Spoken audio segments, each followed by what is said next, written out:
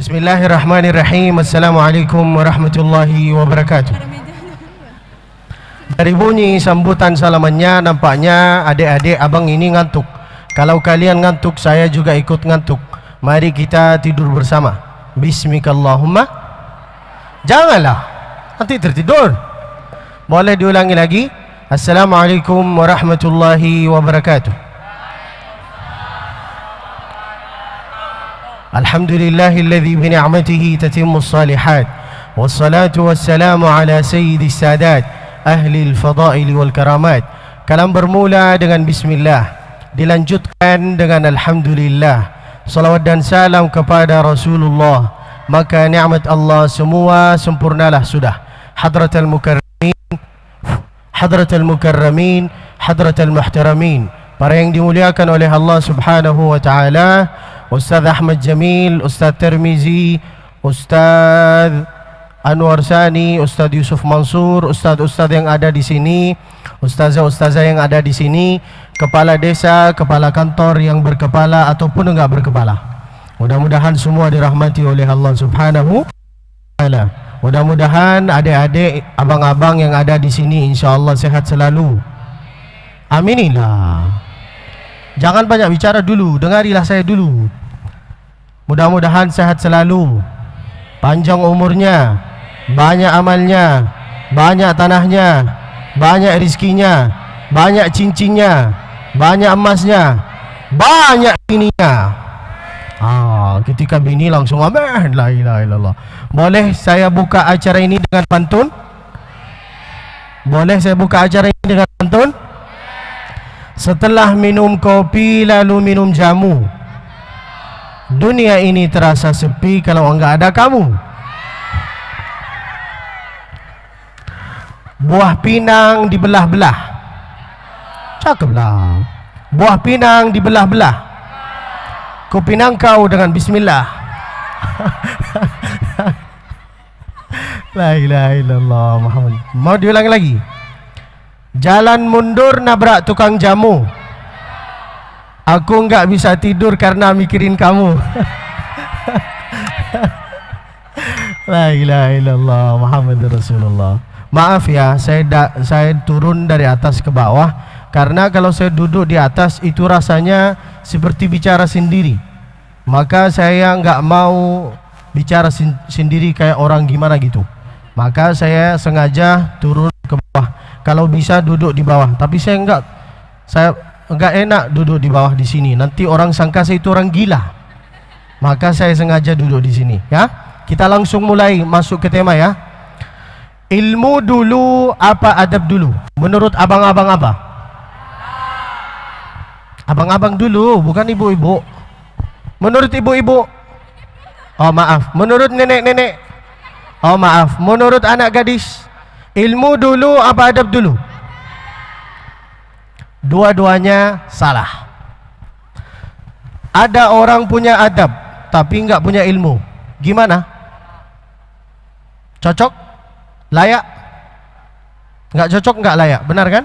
Ada orang punya ilmu tapi tak punya adab. Macam mana? Enggak cocok kan? Maka mana yang harus didahului? Ilmu dulu apa adab dulu? Maka dua-duanya diiringi dengan satu jalan. Karena ilmu itu dari bagian adab dan adab itu dari bagian ilmu. Kalau ada orang berilmu lalu dia itu salah cakap atau salah bicara atau salah tingkat atau salah tingkah, jangan salahin dia, salahin kelakuannya dia. Contoh, ada orang hafal Al-Quran tapi dia itu kok mati terus nih. Ada orang hafal Al-Quran tapi dia pacaran. Kira-kira salahnya Al-Quran apa salahnya kelakuannya dia? Maka jangan, kalau ada orang salah tingkah, salah cakap, salah apapun lah, jangan mengatakan engkau ini hafal Al-Quran, kok engkau ini pacaran. Namanya manusia. Engkau ini ustaz, kan terkenal, kok engkau ini cara bicaranya kayak gini. Namanya manusia. Maka jangan salahin ilmunya dia. Oke? Maka harus diiringi dengan satu jalan, ilmu dengan adab. Lalu kemudian kalau cuman secara ilmu, maka ada yang ilmunya kuat dan ilmunya lebih banyak daripada kita. Kalau cuman secara ilmu, siapa? Google. Google ilmunya banyak, benar kan? Tinggal tulis di Google, doa untuk menjemput jodoh, muncullah. Doa untuk tidur, muncullah. Doa apapun lah, doa untuk menghafal Al-Quran, muncullah. Semua muncul. Kalau cuman sekedar ilmu, kalau cuman sekedar siapa yang ingatnya kuat, yaitu adalah YouTube. Siapa? Itu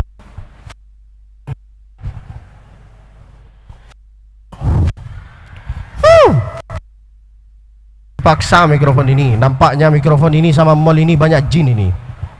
Kosong sekali. Harus dirukyahkan. Kalau cuman sekedar ilmu, maka Google ilmunya kalau cuman sekedar peringatan yang kuat, maka yaitu adalah peringatan yang kuat, yaitu adalah siapa? YouTube. Tinggal nulis. Nulis apa? Dengarkanlah di sepanjang. Hafal semua kan? Dan pura-pura enggak hafal, bohong. Semua yang ada di sini itu bisa hafal lagu tanpa disuruh, tanpa dipaksa. Kok bisa? Karena sering mendengar. Maka abang-abang, adik-adik, kalau ingin cepat hafal Al-Quran, kalau ingin menjadi seorang soleha, kalau ingin menjadi seorang soleh, maka gunakanlah telinga ini. Karena kita itu sering mendengar, maka bisa cepat hafal. Benar kan? Dan saya bisa buktikan sekarang, semua yang ada di sini itu bisa hafal lagu tanpa disuruh, tanpa dipaksa. Boleh saya buktikan? Tapi minta tolong dengan satu suara ya. Jangan terlalu jaga image, atau jangan terlalu pura-pura malaikat. Oke? Kita sama ini. Terpesona.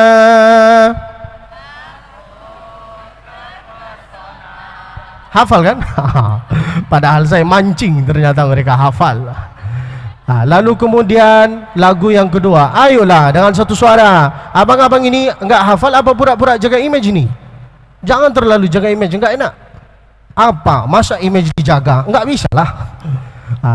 Lagu yang kedua, waktu pertama kali. Masya Allah, pantesan Fir'aun. Contoh, jangan tersinggung lah. Kan ini contoh supaya bisa cepat faham. Lagu yang ketiga, begitu sulit.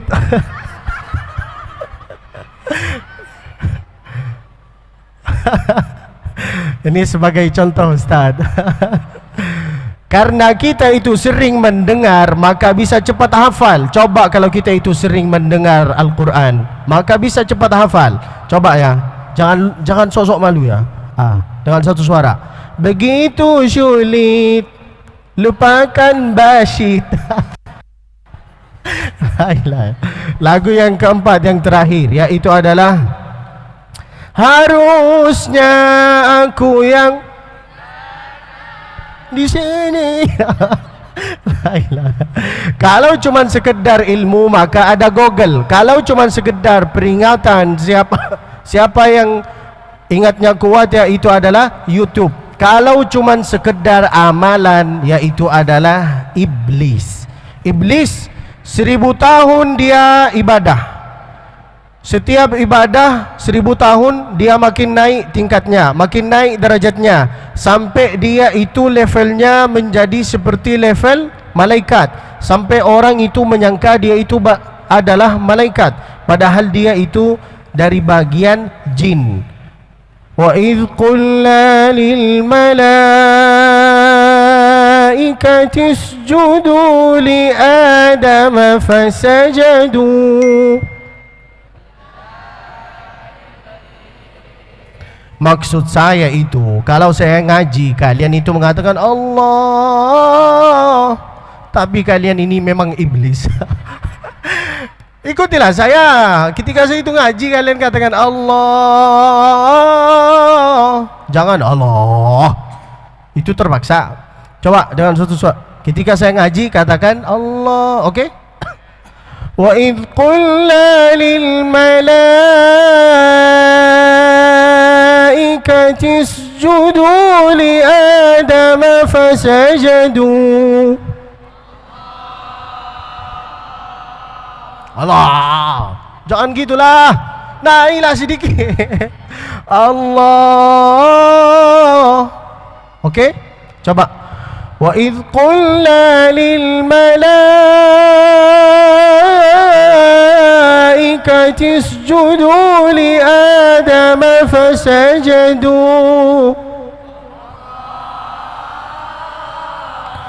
Fasajadu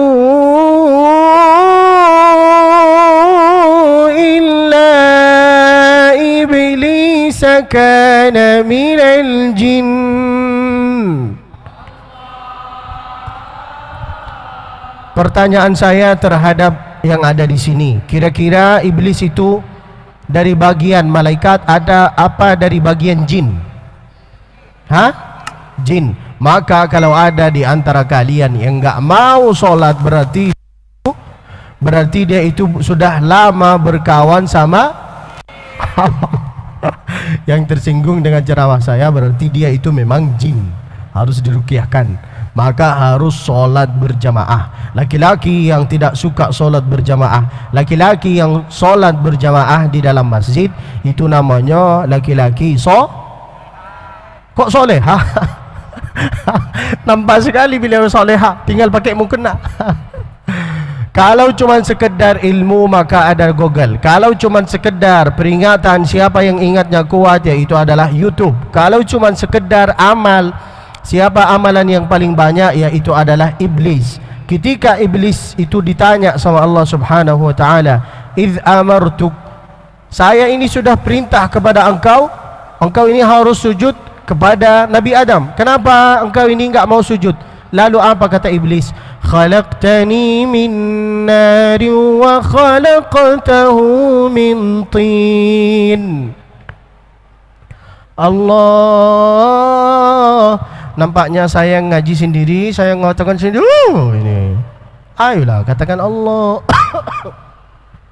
Ketika iblis itu ditanya oleh Allah Subhanahu wa taala, kenapa engkau ini enggak sujud?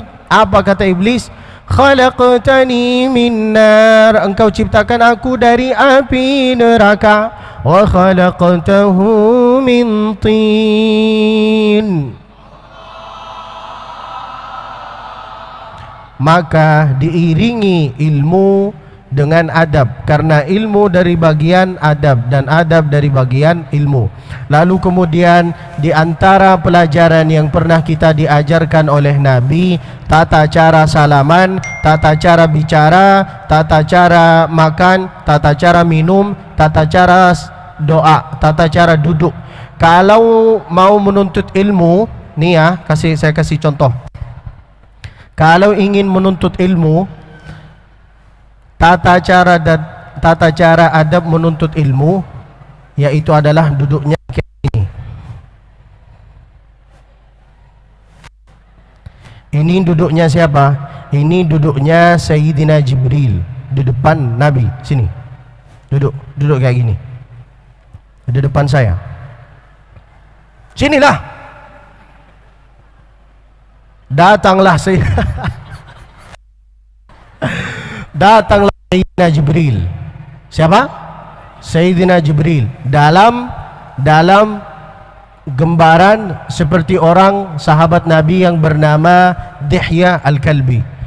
Sayyidina Jibril itu duduk di depannya Nabi kayak gini. Engkau ini jangan lihat bawah lah, lihat saya. Lalu Sayyidina Jibril itu bertanya kepada dia, ma huwal Islam, ma huwal iman, akhbirni 'anil ihsan. Maka tata cara duduk terhadap guru yaitu adalah gini guys. Oke guys? Jangan duduk kayak gini. Oh ya Ustaz, gimana Ustaz? Itu kurang sopan. Lalu kemudian di antara pelajaran Nabi, mau kemana? Sini berdiri dulu. Berdiri. Tata cara salaman sama guru atau sama orang tua. Lihat, salaman. Sekarang banyak orang kalau Oi. Sini. Besti, masuk. Masuk dulu. Ayo kumpul dulu semua. Nih lihat. Tata cara salaman di antara pelajaran Nabi. Kan ini judulnya tentang adab kan? Maka kalau kita itu mau salaman sama guru atau sama orang tua, jangan kayak gini. Itu bukan salaman. Salah itu. Dan salaman juga banyak orang yang salaman kayak gini. Sebentar bang, tiga jari itu bukan salaman. Itu namanya, sebentar lah. Bentar bang, saya kasih contoh ke mereka. Jangan salaman kayak gini. Ini bukan salaman. Ini namanya ngasih amplop. Dan saya tipe ustadz yang gak suka nerima amplop, langsung transfer. Maka kalau mau salaman sama siapapun itu harus sempurna. Makin lama salaman kita, makin tetes menetes dosa-dosa kita. Kalau orang Arab salaman kayak gini, mana tangannya? Nah, makin lama salaman kita, makin tetes menetes dosa-dosa kita. Paham? Maka coba salaman. Salamanlah kalian, salaman. Salamannya itu harus sempurna juga ya. Itu kalau ketemu sama orang biasa. Kalau ketemu sama banyak orang yang punya hutang, duduk bang, sini. Antum ini kelihatan banyak hutang. Sini. Kalau ketemu sama orang banyak hutang, salamannya kayak gini. Nah, harus salaman dengan dua tangan.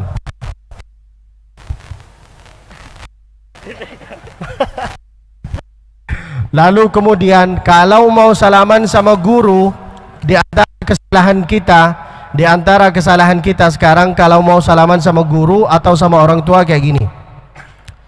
Ini diletakkan di kening, itu salah. Tata cara salaman sama orang tua atau sama guru bukan diletakkan ke kening, dicium. Nah, kalau salamannya, kenapa ini mati-mati terus? Kalau salamannya dicium di sini, bentar lah, gini. Ini bukan ayam goreng.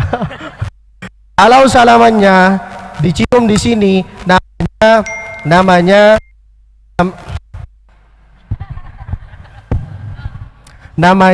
salaman ta'adduban. Apa namanya?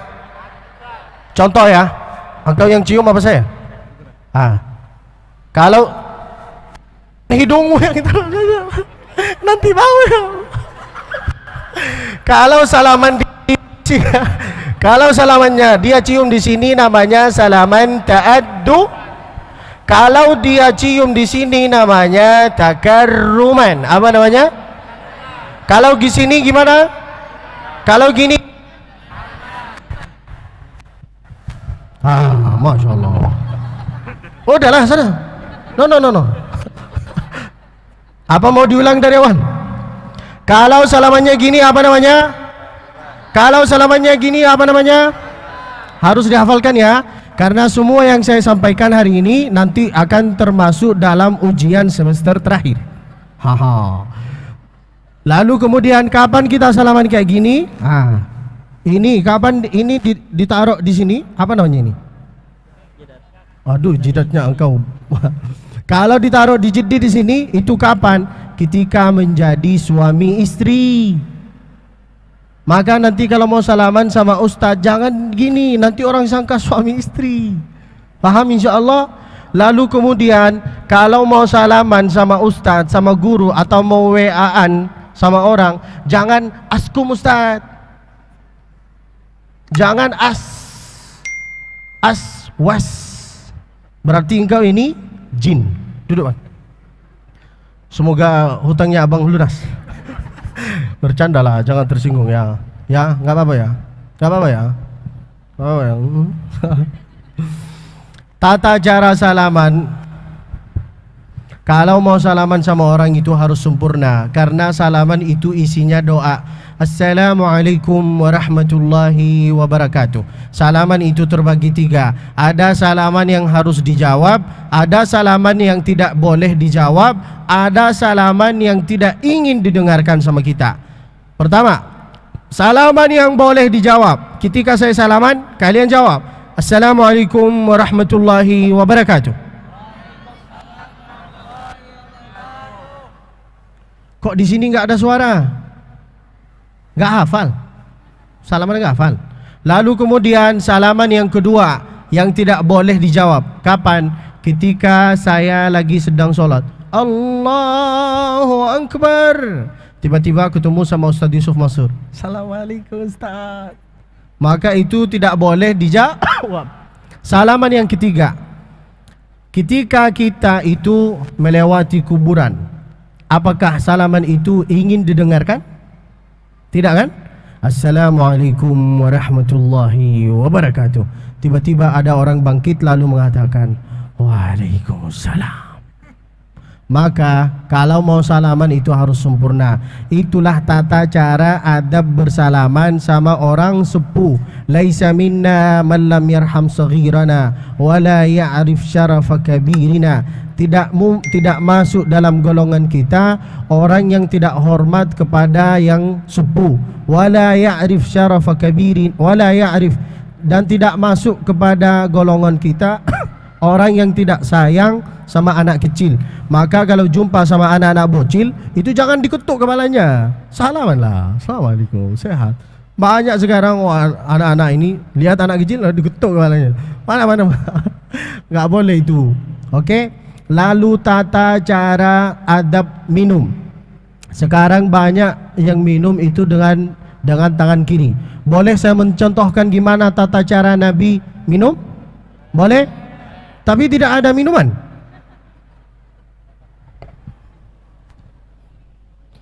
Minta minum lah, Bang. Minum. Nah, bingung bilang.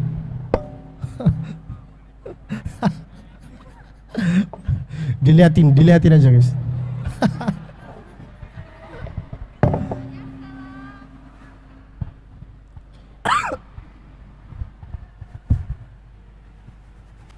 Masya Allah. Coba kalau saya minta ST, dikasih nggak? Tata cara Nabi minum. Boleh saya mencontohkan? Boleh. Nabi itu kalau minum berapa kali? Salah. Nabi itu kalau minum 3 nafas, bukan 3 kali. 3 kali engkau.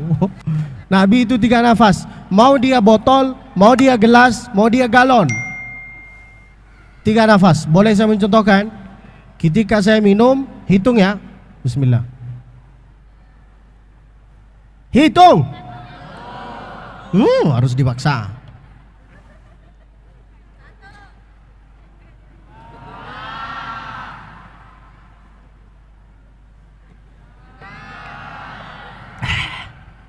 Itu Nabi kalau minum, tapi nggak ada.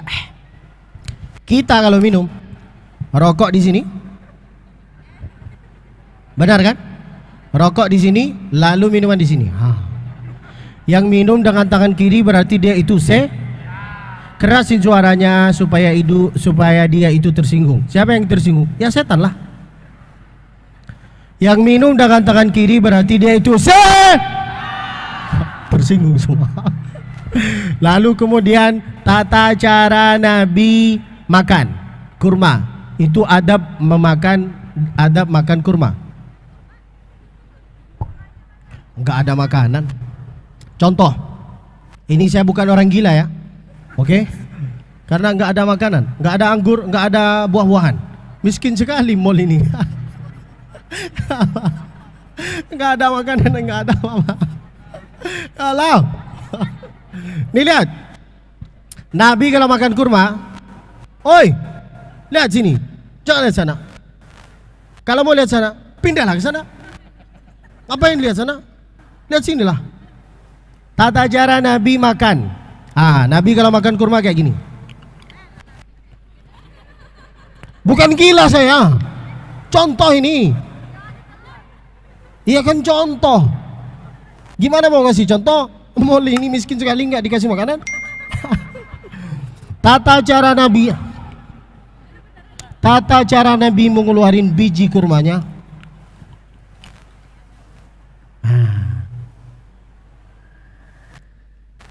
Itu adab makan.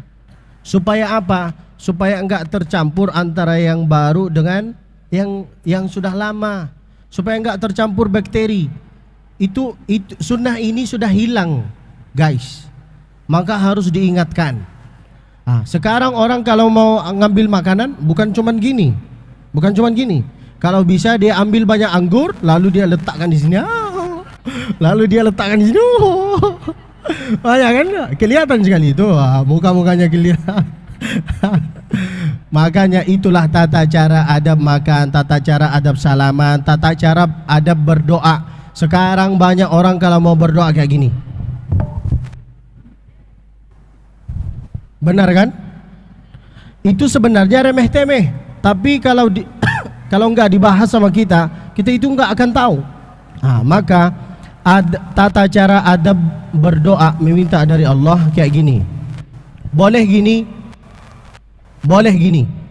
Suatu ketika Nabi ada di atas mimbar. Mimbarnya Nabi itu 3 lantai. Nabi lagi menyampaikan khutbah Jumat. Ketika Nabi lagi menyampaikan khutbah Jumat, ada salah satu orang Arab Badawi datang mengatakan, "Ya Rasulullah, halakatil amwal, semua harta kita mati, semua kurma, semua unta kita itu mati habis ya Rasulullah." Gimana responnya Nabi? Langsung Nabi merespon kayak gini. Nabi itu kalau berdoa besti kayak gini. Itu tata cara Nabi berdoa. Ini adab berdoa. Dari mana saya tahu bahwa Nabi itu doanya kayak gini? Kata sahabat Nabi, hatta yura bayada ibtaihi, sampai ketiaknya Nabi itu kelihatan. Jubah Nabi itu bukan seperti jubah saya, guys. Jubah Nabi kayak gini. Hatta yura bayada ibtaihi. Nabi itu kalau berdoa kayak gini. Kita kalau berdoa, Nabi kulitnya putih, ketiaknya putih. Kalau mau berdoa mengangkat tangannya. Kalau mau berdoa lama. Itu Nabi. Kita pendek, pesek, hitam, ketiaknya hitam. Sombong sekali. Kalau mau berdoa kayak gini. Kalau ada orang berdoa tangannya di atas paha, berarti itu artinya dia menyerahkan kepada Allah. Ya Allah, terserah Engkau ya Allah. Mau dikasih-kasih, enggak mau dikasih saya terima. Maka jangan kayak gitulah. Lalu kemudian tata cara adab berdoa yaitu adalah yang pertama ada 4 syarat. Yang pertama, a'udzu billahi minasyaitonir rajim. Yang kedua, bismillahirrahmanirrahim. Yang ketiga, alhamdulillahi rabbil alamin. Yang keempat, wassalatu wassalamu ala sayyidil mursalin. Itu tata cara adab. Lalu dari mana sebenarnya kita itu belajar adab? Apakah di pesantren? Apakah dari guru? Belajar adab dari siapa? Dari orang tua kita. Karena kita itu meniru kelakuan orang tua. Benar kan? Maka kalau ingin berdoa, katakanlah, sebutilah 4 tempat ini. Yang pertama, ayolah dengan satu suara. Yang pertama, assalamu itu ketuk kepala kamu ini. A'udzu billahi minasyaitonir rajim. Yang kedua. Yang ketiga. Yang keempat.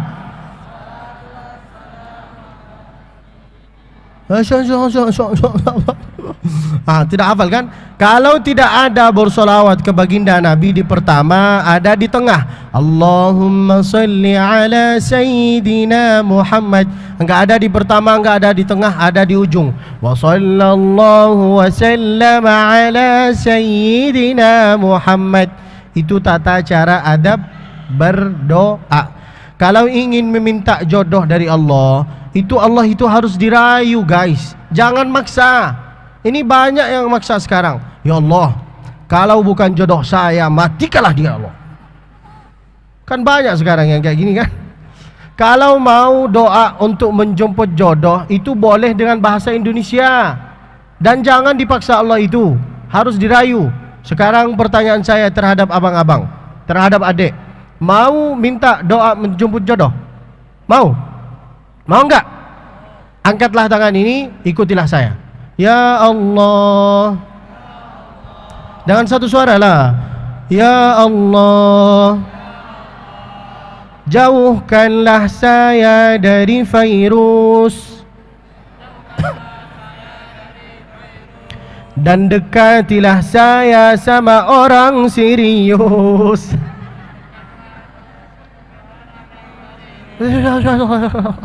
Tidak hafal. Ikutilah. Ayo. Ya Allah, jauhkanlah saya dari virus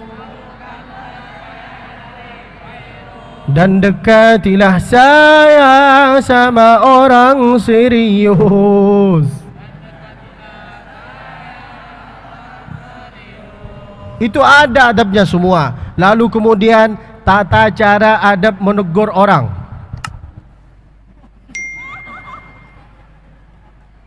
Pura-pura saya enggak tahu bang. Malah pergi dia. Tata cara adab menegur orang. Kalau ada orang salah wudhu, jangan dibilang engkau ini wudhunya salah, engkau ini sholatnya salah, engkau ini salah. Jangan menegur kayak gitu. Suatu ketika ada cucu Nabi bernama Hasan dengan Husain. Siapa namanya? Hasan Husain lagi main air. Tiba-tiba ada orang sepuh ngambil air wudhu. Hasan Husain itu melihat tata cara bapak itu ngambil wudhu. Ternyata salah wudhunya. Lalu gimana cara Hasan Husain itu menegur si bapak itu? Dikasih contoh. Datanglah Al Hasan berkata kepada kakek tersebut, kepada om, sini om, minta tolong diperhatikan tata cara wudhu saya dengan adik saya. Menurut om, siapa wudhunya yang paling benar di antara saya dengan adik saya?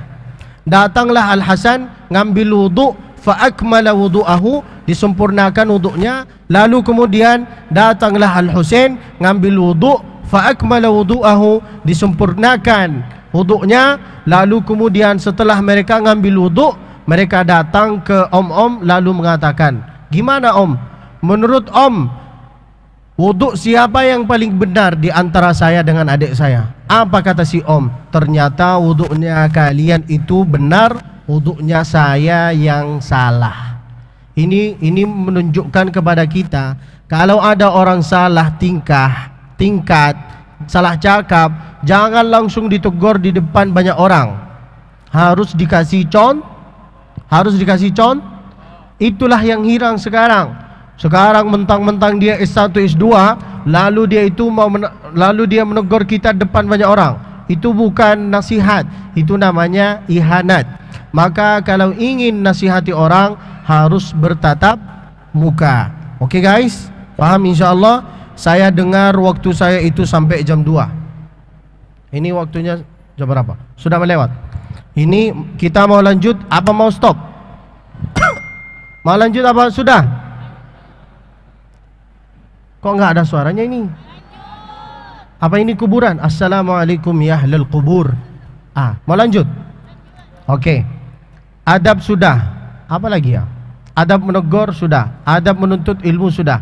Adab salaman sudah. Adab minum, adab makan.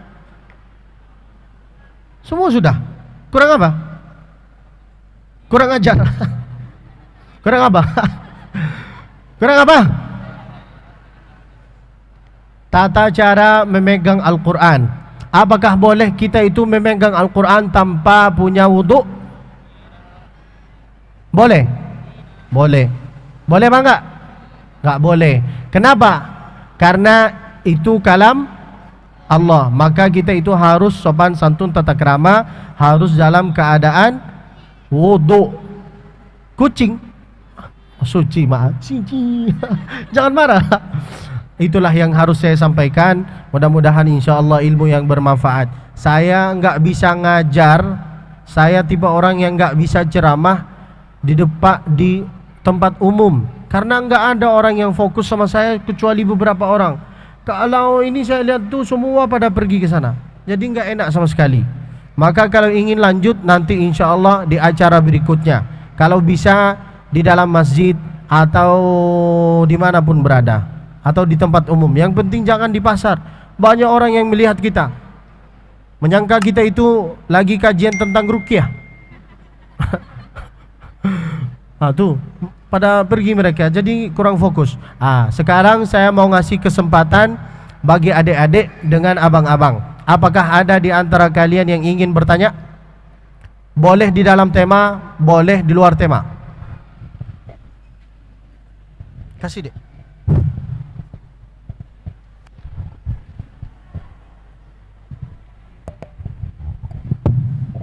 Bismillahirrahmanirrahim. Ke depan.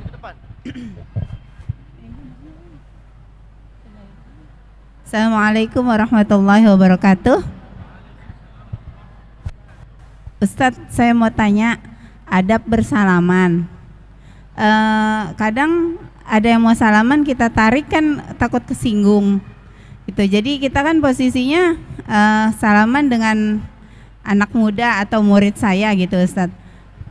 Kadang saya menyembah kayak gini. Pernah saya mendapat pelajaran dari guru saya, salaman kasih aja, nanti bisa luntur dari wudhu. Betul apa enggak Ustadz? Jadi baiknya gimana sikap kita? Salaman apa? Boleh aja kasih ke anak yang sudah akil balik. Artinya salaman kan batal wudhu tuh Ustadz.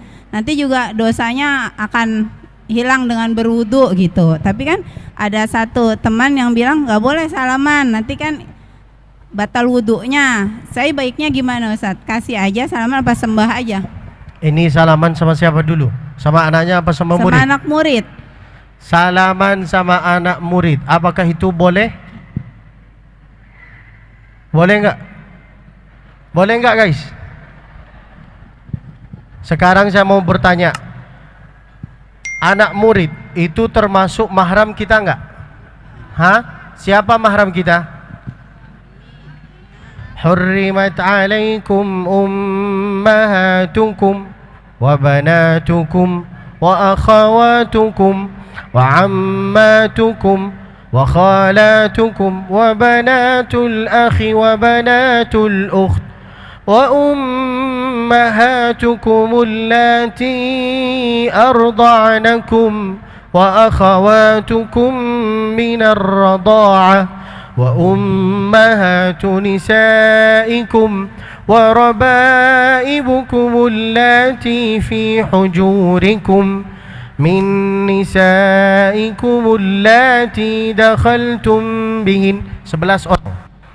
Itu sebenarnya yang boleh salaman sama kita. Selain itu tidak boleh yang salaman sama kita. Mau dia santri, mau dia murid. Tapi kapan boleh kita itu salaman sama murid? Ketika di dalam ruangan belajar. Apalagi kalau anak-anak masih bocil, masih kecil.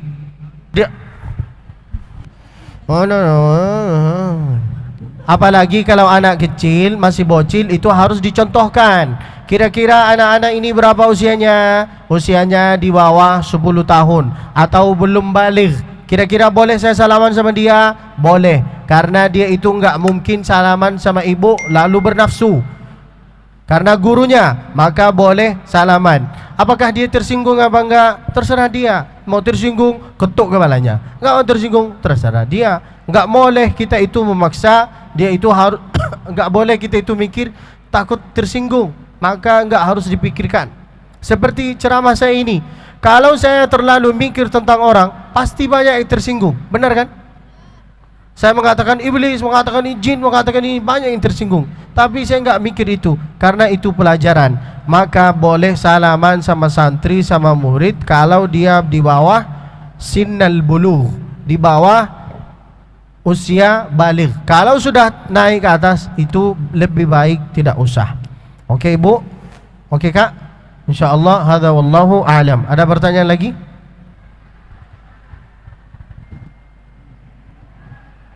Silakan. Duduk yang benar dulu lah.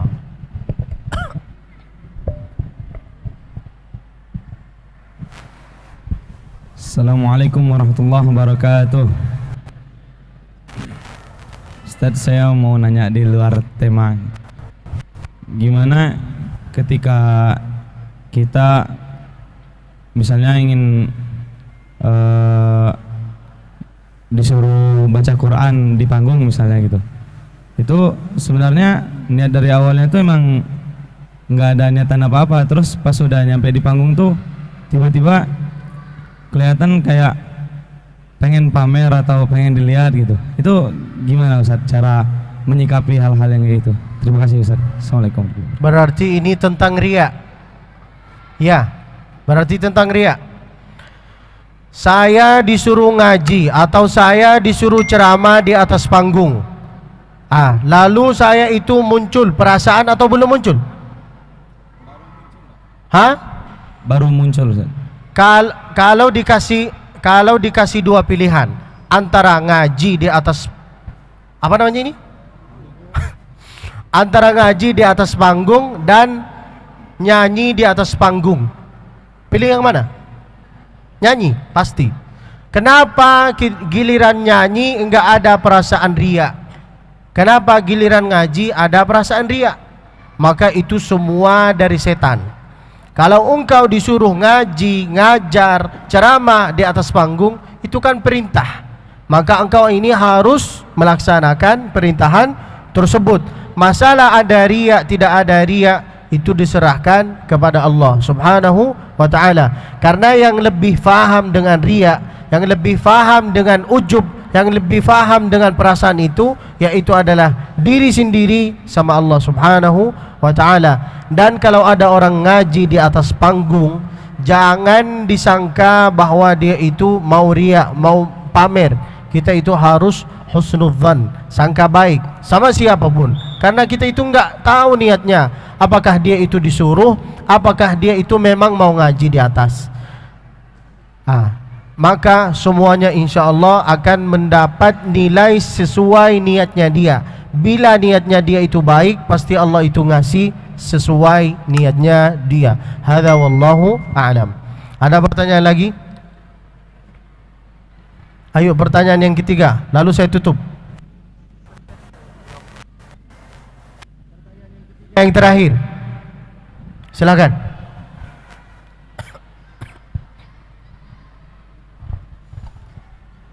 Assalamualaikum warahmatullahi wabarakatuh.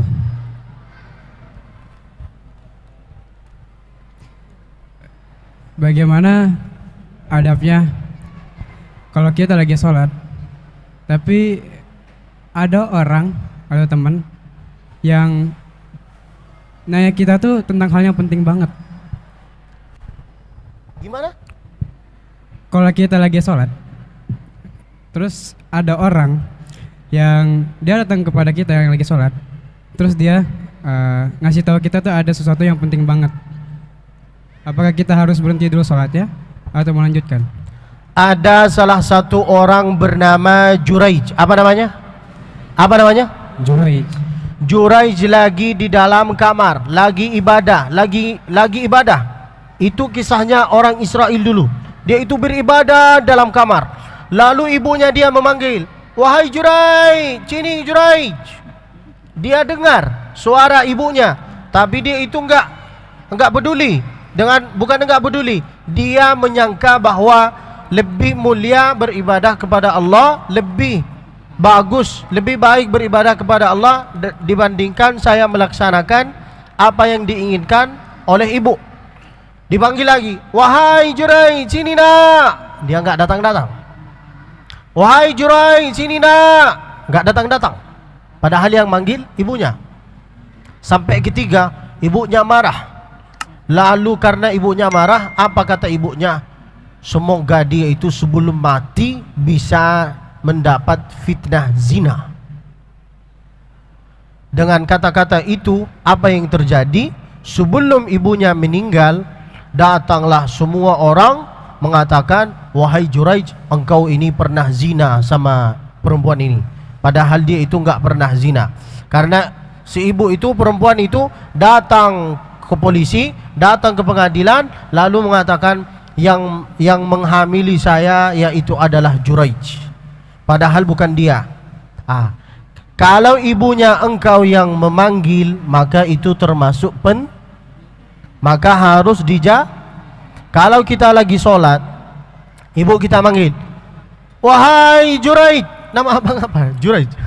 Marki. Hah? Marki. Parti? Marki. Oh, disangka Marti. Marti, sini Marti. Enggak dijawab. Yang kedua, sini Marti. Tiba-tiba pas kita datang, apa Pak? Cas HP. Itu enggak termasuk penting, tapi dapat nilai ibadah. Kalau ibunya engkau memanggil engkau, mau engkau di dalam solat, mau engkau dalam doa, maka harus cepat-cepat diputuskan. Karena yang memanggil yaitu adalah ibu. Bukan artinya, jangan diartikan berarti lebih mulia ibu dibandingkan Allah. Itu salah faham. Yang manggil ibu berarti itu penting.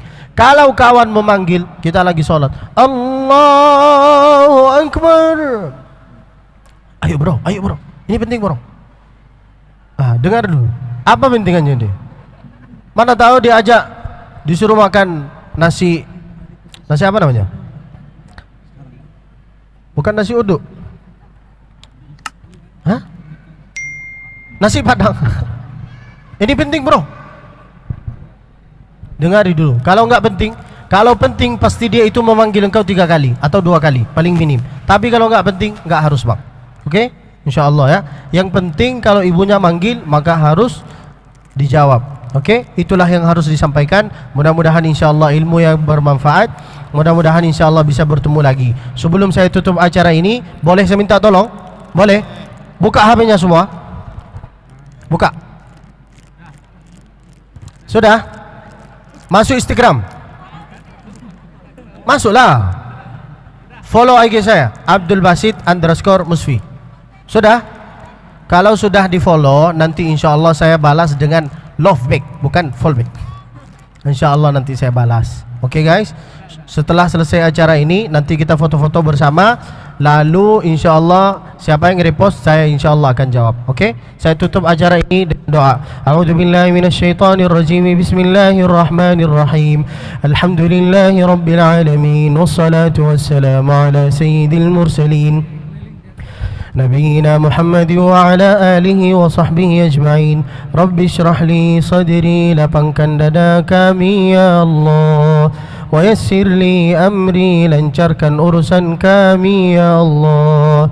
وسهل لي أمري, mudahilah usaha kami ya Allah. وجعلنا من أهل القرآن, jadikanlah kami sebagai ahli Al-Quran. وارفع اللهم مقامنا وشأننا ودرجاتنا, angkatkanlah derajat orang tua kami ya Allah. Warzuqna ziyarata baitikal haram, sampaikanlah kami ke tanah suci Makkah beserta keluarga kami ya Allah. Rabbi auzi'ni an ashkura ni'mataka allati an'amta alayya wa ala waliday, wa an a'mala salihan tardah, wa aslih li fi dhurriyyati. Rabbana hab lana min azwajina وذرياتنا قرة أعين واجعلنا للمتقين إماما. وصل اللهم وسلم وبارك وأنعم على عبدك ورسولك سيدنا محمد وعلى آله وصحبه وسلم بسر أسرار الفاتحة. أعوذ بالله من الشيطان الرجيم. بسم الله الرحمن الرحيم. الحمد لله رب العالمين الرحمن الرحيم مالك يوم الدين. إياك نعبد وإياك نستعين. اهدنا الصراط المستقيم صراط الذين أنعمت عليهم غير المغضوب عليهم ولا الضالين. Amin. Kita tutup acara ini sambil membaca doa. Allahumma arhamna bil